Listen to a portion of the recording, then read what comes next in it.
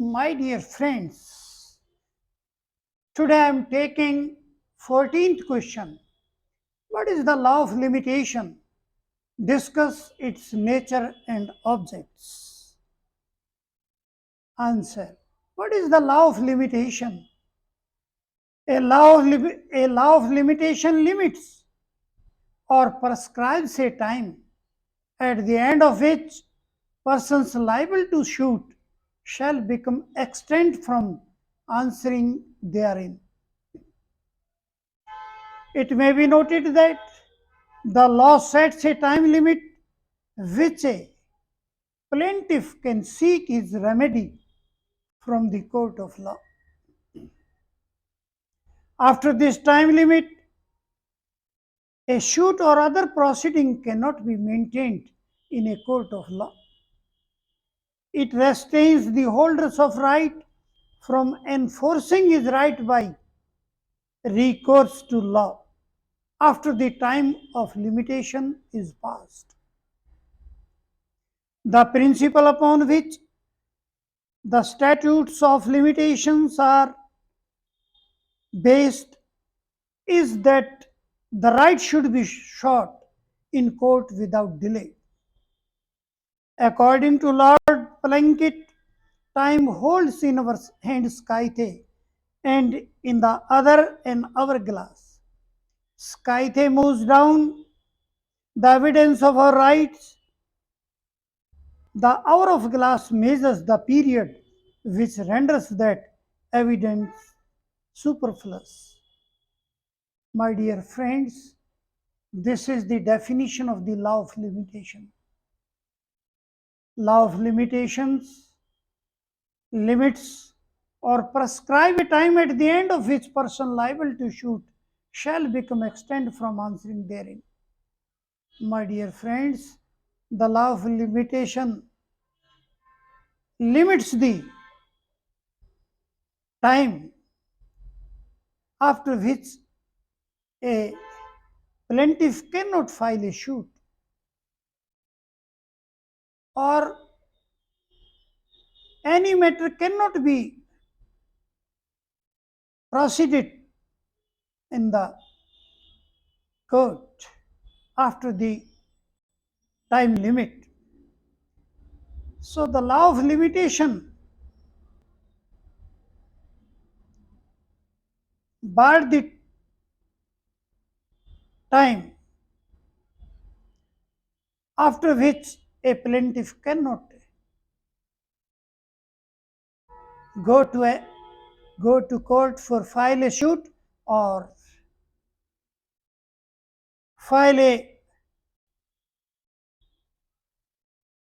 any matter or file a plaint against the defendant.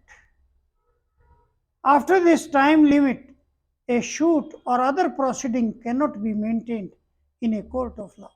This is.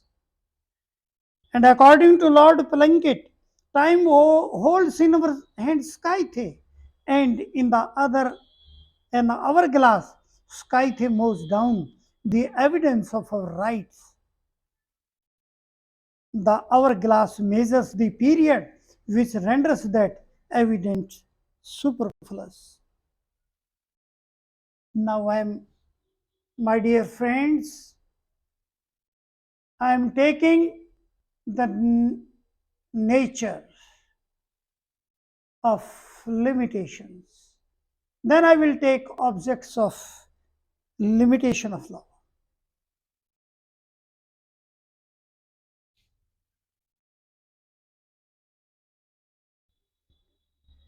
My dear friends, now I am taking nature of law of limitation.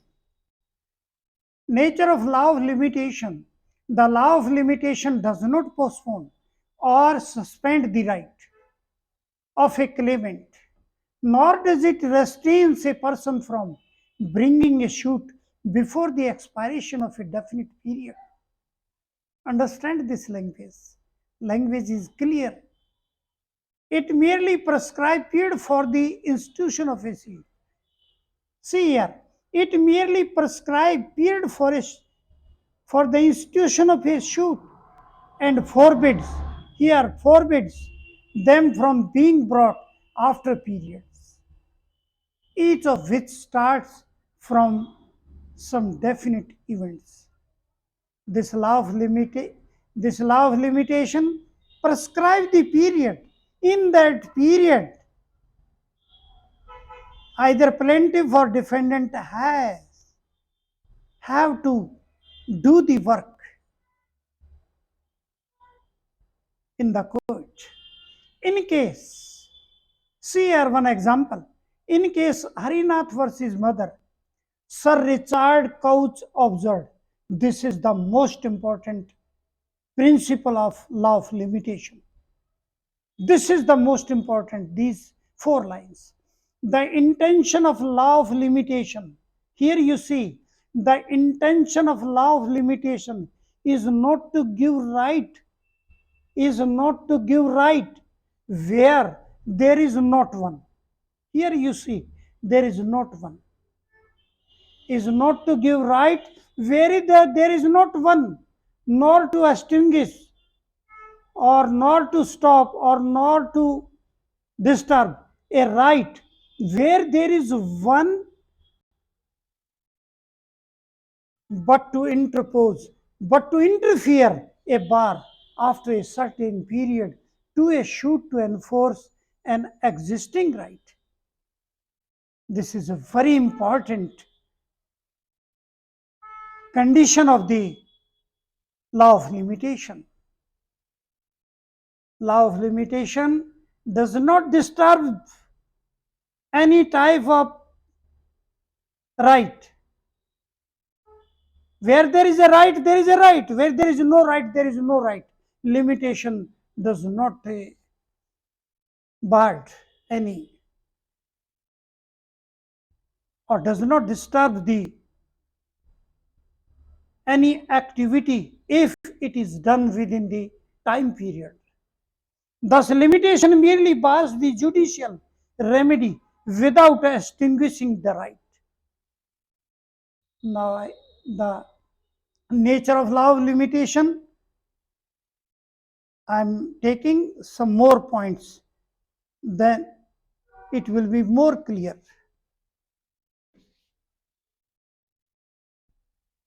My dear friends, we are discussing the nature of law of limitation. So, in other words, where the recovery of a debt, here you see very deeply, here you think very deeply what this law says, where the recovery of a debt is barred by lapse of time. Here you see, the right to debt is not extinguished. And if the debtor is without being aware of the bar of the time and he pays, he cannot sue the creditor to refund the money to him on the ground that his claim for recovery of debt is time barred. This means that if he pays the money within the time or after the time without knowing the law, but he cannot take back that money. So, this is the condition of a limitation of law. Law of limitation here does not bar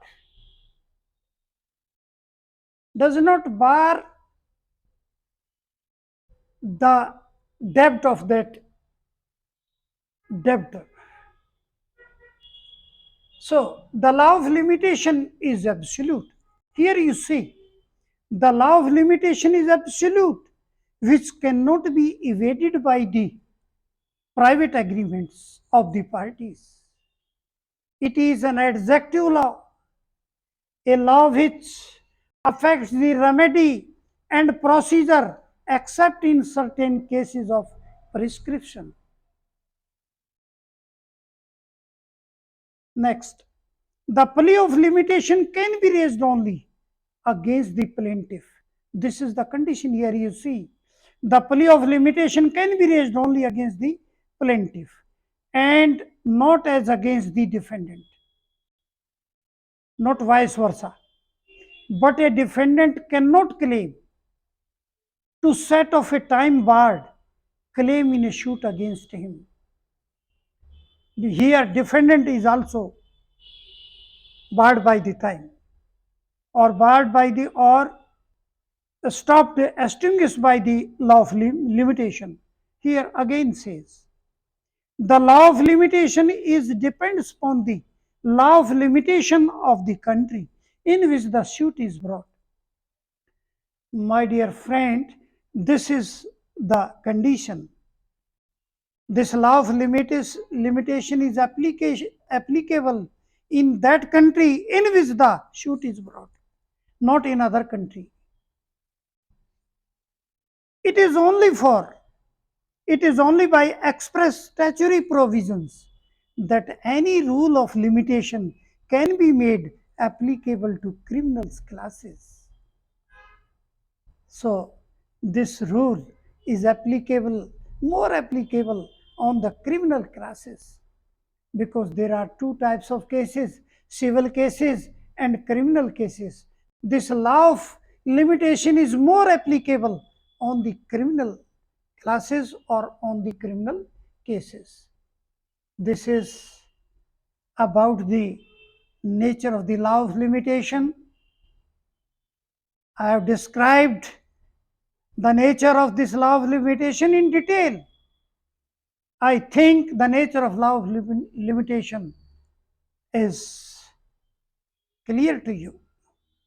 Now I am taking the objects of law of limitation.